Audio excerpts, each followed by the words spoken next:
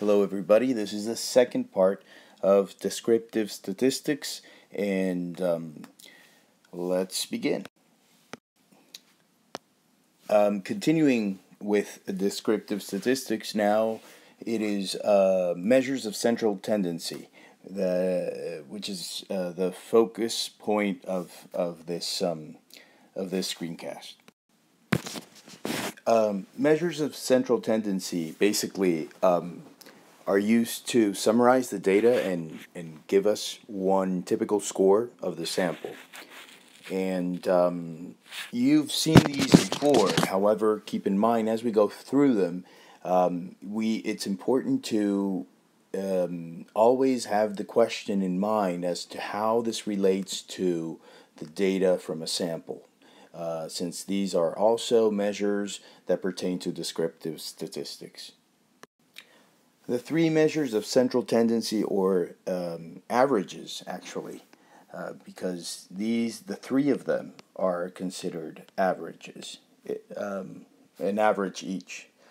It's important to distinguish that oh, by the way, this is a mistake here. It is mean. Commonly, we refer to averages in colloquial language as only mean.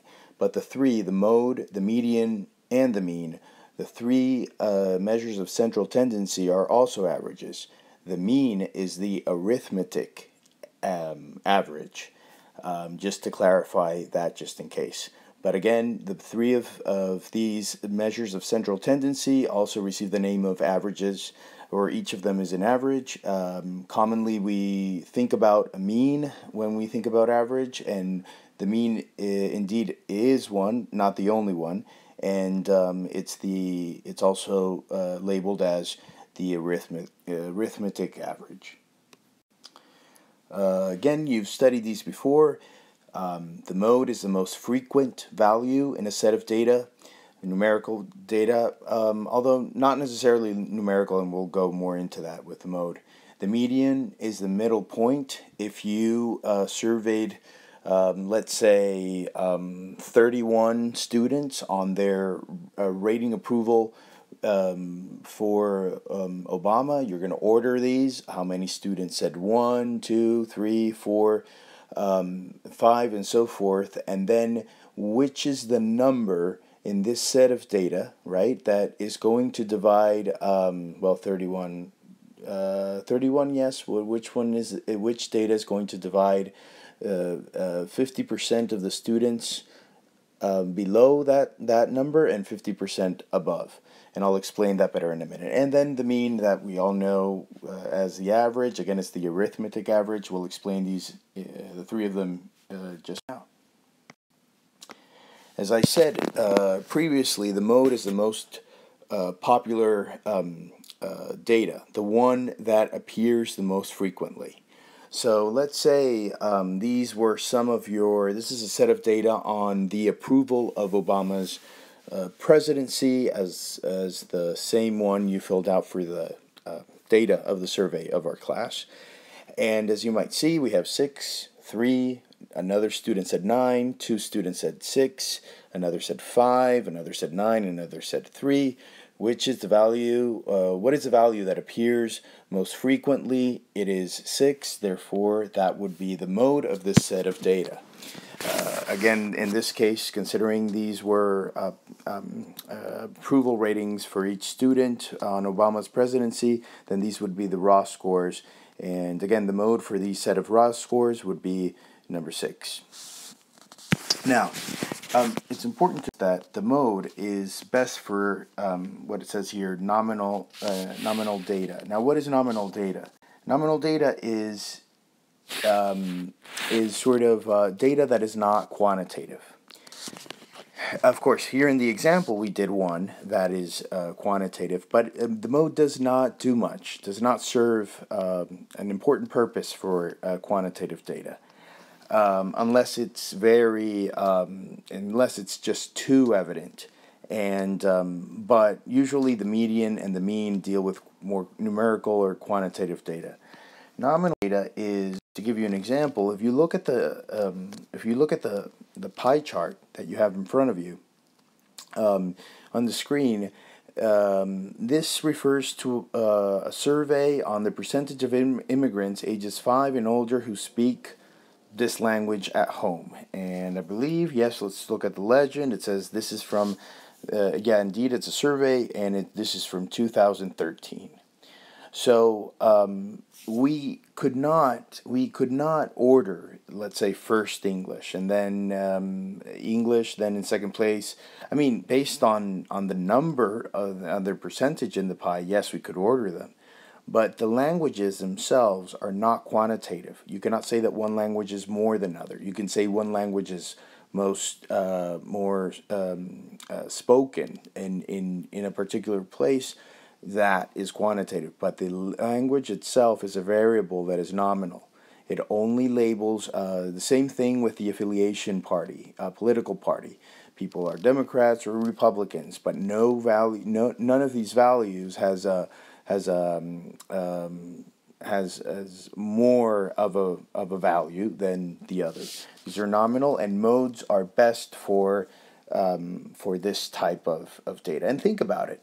If we were to say, let's say, if we were to conduct a survey and about party affiliation at Poly among seniors, what would be the average of 60 Republicans and 80 Democrats? What would be the average? Would it be a Republican / Democrat? So I guess you get the point. And you cannot create an average. You cannot add them all up and say this is more of a Democrat or etc. The median is the midpoint of a set of scores, and usually it's denoted or abbreviated as med, or also I think I've seen it as MD, and I believe that this is the case. You can see it abbreviated in the following ways. To compute a median, right? The first thing you do is list all the values, possible values in order, from the highest to the lowest, right? Let's say this was a score of 15, and all the way 14, 13, 12, 11, 10, 9, 8, 7, 6, 5, 3, 5, 4, 3, 2, 1, and this is score 1. Let's say this is the approval rating of Obama again, and then we have the x-axis here, horizontal, and the y-axis.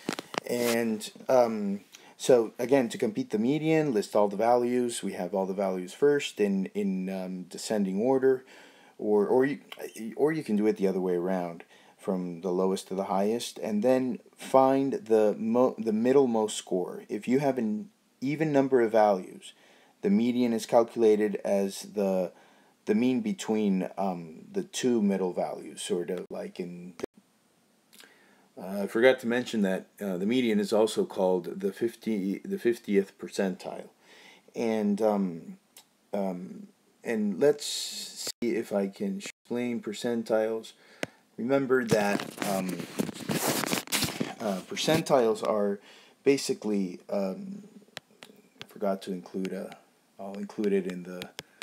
Please remind that. So percentiles are basically you have a set of scores, right? And let's say you got on a test, which possibly these are the raw scores. On a test that was from 1 to 50 points, you received 48, and that would be a particular score, right? But the percentile is, let's say you have a class of 100 people that took the same test, right? So these, let's denote them here. So it goes all the way from 1% of that class, of the members of that class, 50% here, and then you have 100% here.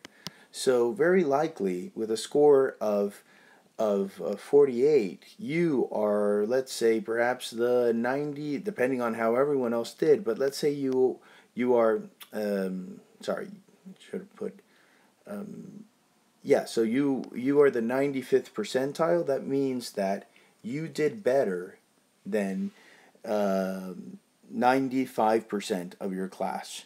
So again, these are percentile points, or percentiles are used to define the percentage of cases equal to or below a certain point in a distribution or set of scores. So let's say, for instance, if you, from that test from 1 to 50 points, you scored 30, and this is the 25th percentile, that means that 25% of the students scored below you. So again, the higher the percentile, the more people that scored below you, the better you did. Here you have, sort of like in this case, if you have, here we have 1, 2, 3, 4, 5, 6, 7. We have 7 values, so it's an uneven number of values of scores. 6 would be the median. Now, in the example below, as you might see, if you have a score of, if you have an uneven set of scores, right? You have these are your these are the results of a survey. People were scoring, I don't know, something from 1 to 20, and you have 1, 2, 4, 7, 8, 9, 18, 17. This is what your survey respondents said in the study, and you would calculate the average between 7 and 8, and the median is 7.5. So 50% of the values are below, and 50% of the values are above 7.5. The mean, as we explained earlier, is another measure of central tendency, and it's the arithmetic average. And and here you have it's important that you become familiar with all these symbols and notation. So this would be the way we symbolize mean when we're talking about samples. Then later I'll tell you, when we talk about populations, these change, right? As if statistics weren't already difficult enough or confusing enough. But so you have mean. The mean equals the sum of all the values divided by the number of people surveyed, or the number of values you have in the set of data. You might find also the mean with symbolized with M, and the problem is that, again, so here I need to remind you that these measures of central tendency, we're looking for typical scores.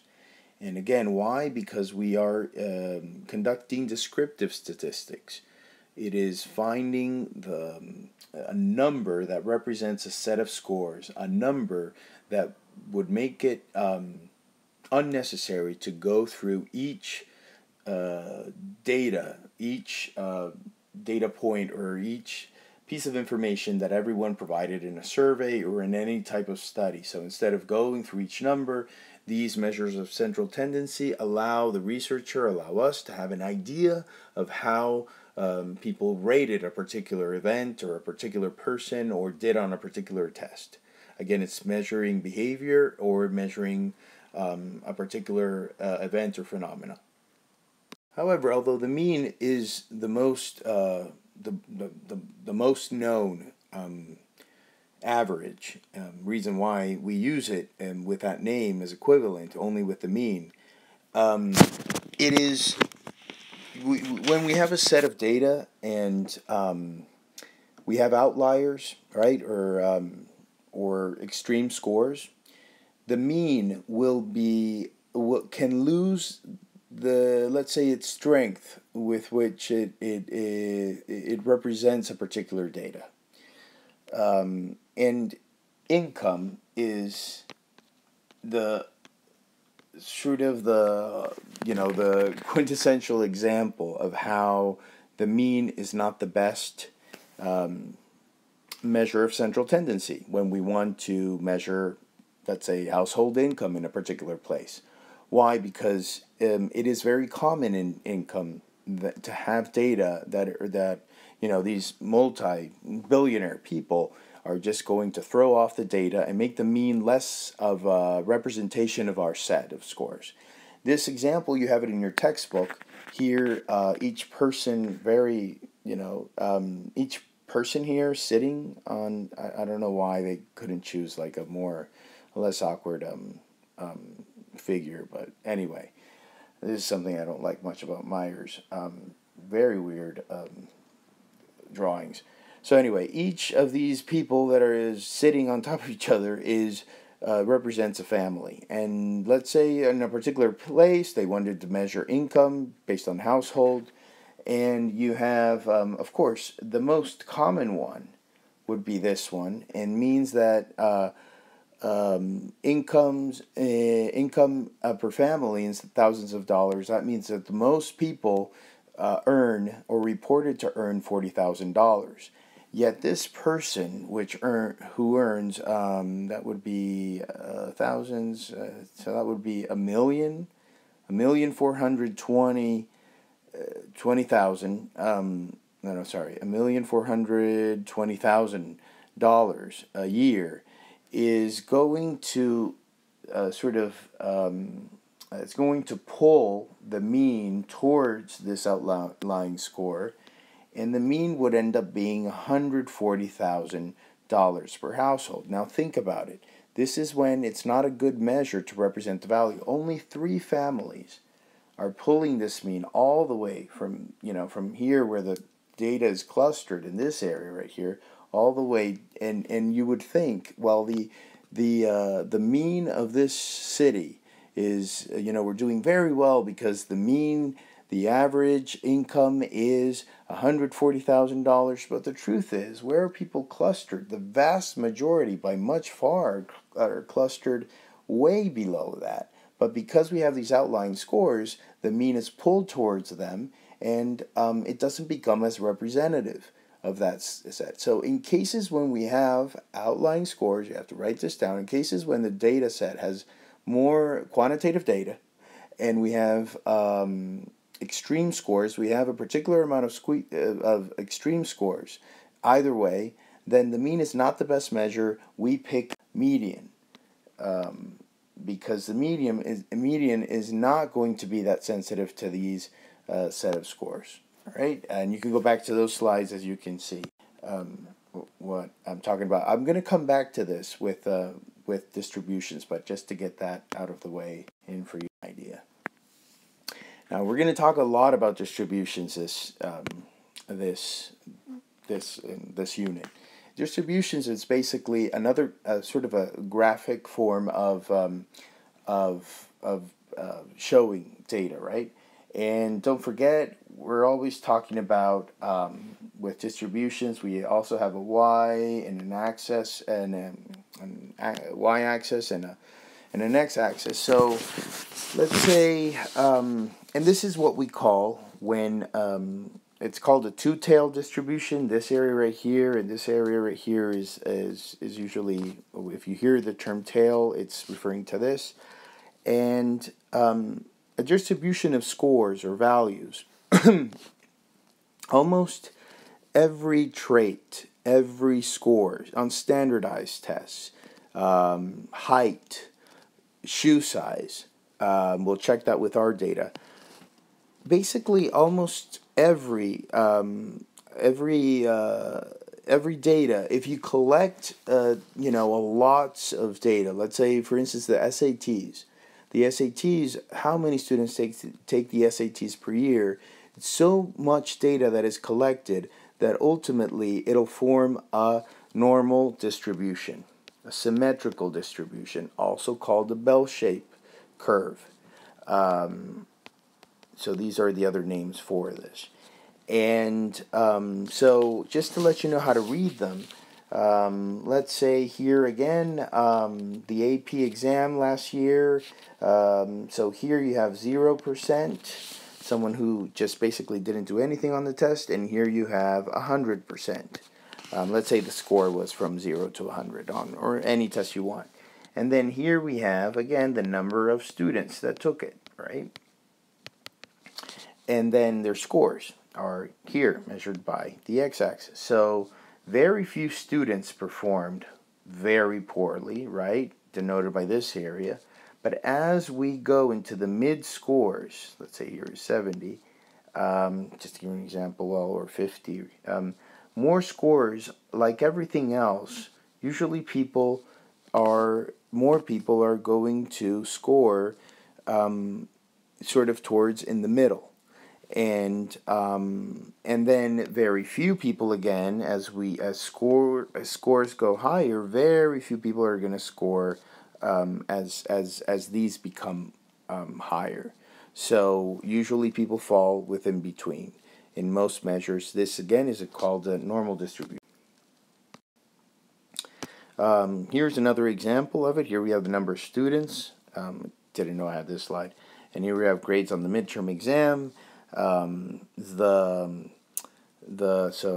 this is the number of students. Very few, perhaps one student scored below 40. Then we have between 40 and 50. We have a little bit more, perhaps 6 students scored that. You see how the curve begins to elevate.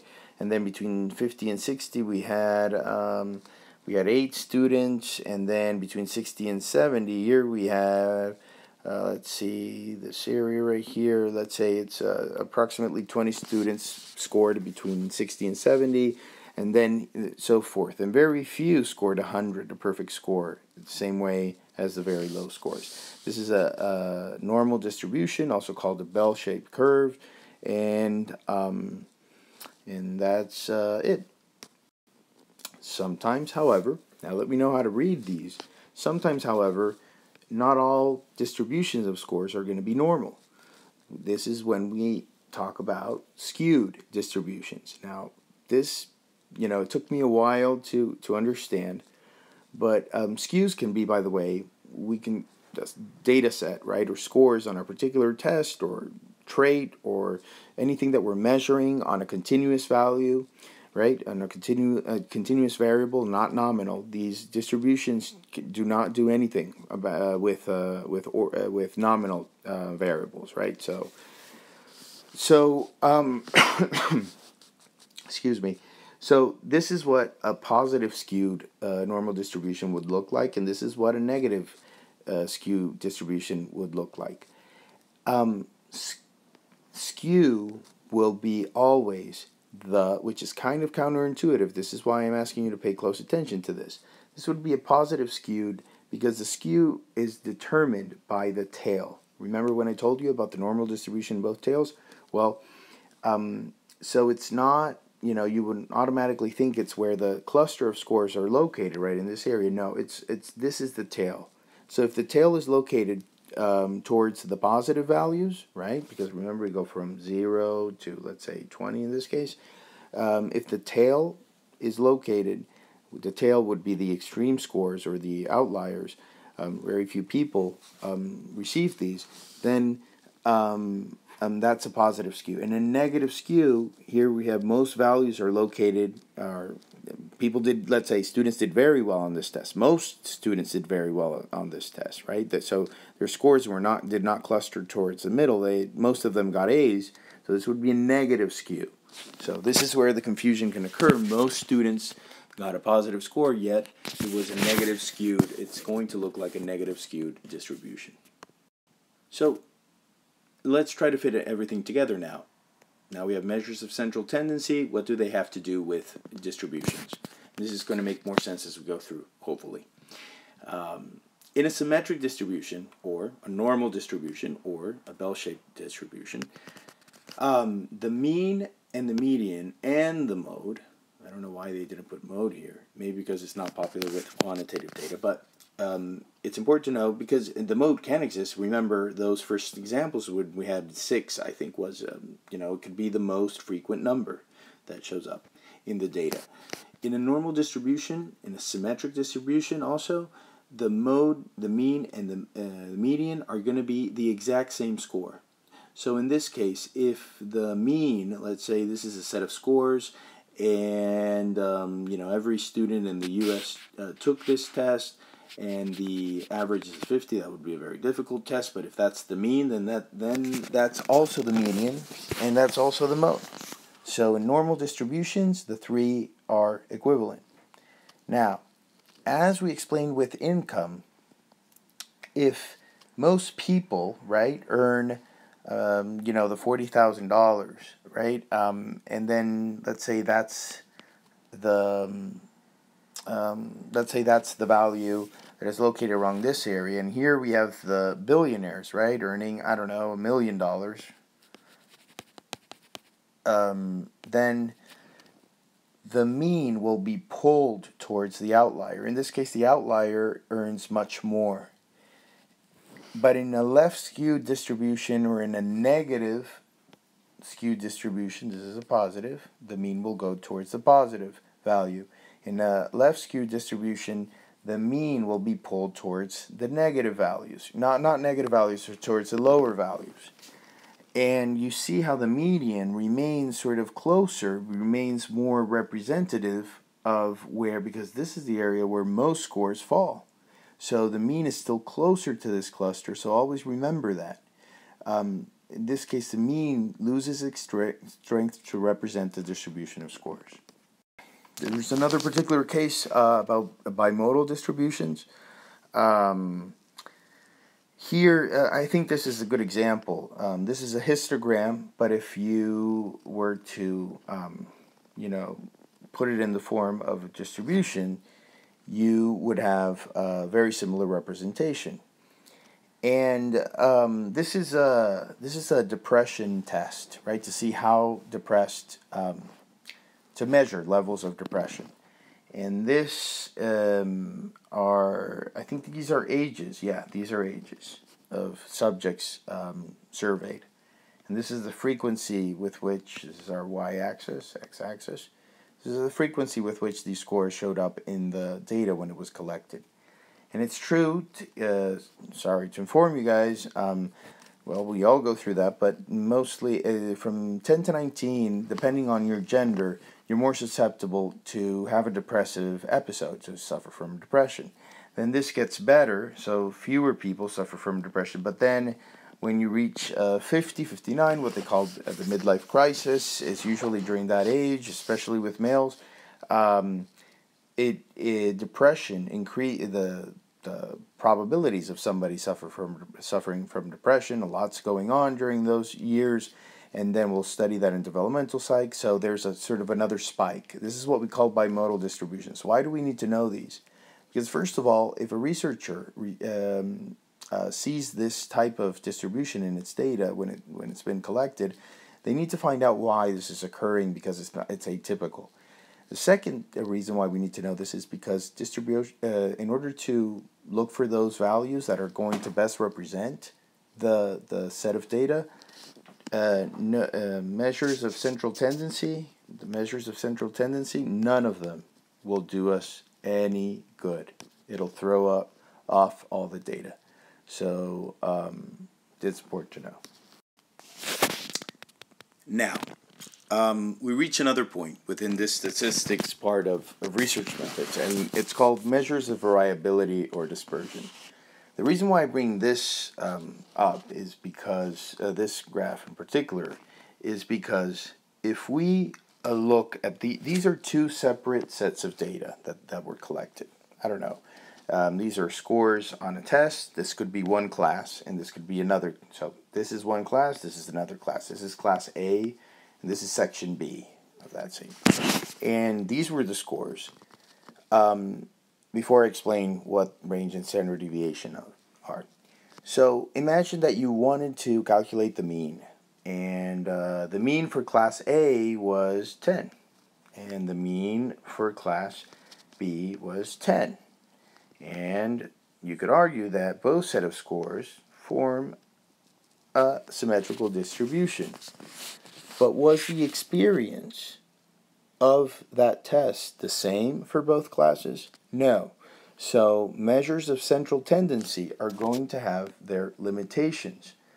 Two classes, in this case, or two set of scores could give you very similar measures of central tendency, yet, as you may see, the experience, let's say in this particular example of reporting scores on a test, is very different. You have here the data is clustered towards an A. The data section A, the data is clustered towards the middle. In the second section, the data was more spread out, which is why measures of variability or dispersion, these come in as very useful because it will provide us with more detailed information as to how this sample is behaving or reporting a particular event or whatever is being studied. We have two of them. We have the range and the standard deviation. The range is calculated easily, is basically the formula is the highest score minus the lowest score. Let's say this is very simple. This is our set of data. The highest score was a 9, the lowest score was a 3, and this gives us the range of scores. Range is sort of, again, how spread out is the data, but most frequently used is the standard deviation. The standard deviation is basically measuring how far each student, in this case, let's say for each class, how far each student was from the mean, right? How far each score, not each bar, each person, how far they were from their score, like how far was 0 to the mean, how far was each student that had 1 to a mean, and then the average of that is the standard deviation, and that's a more accurate measure to tell us how spread out the data was, how variable the data was. So hopefully you can now, if I were to ask you, what data do you think varied more, either A or B, this set of data is more clustered towards the middle. So if we were to calculate the standard deviation for each set of scores, B, because there's a variety of scores, is going to tell us then that the standard deviation is this particular value.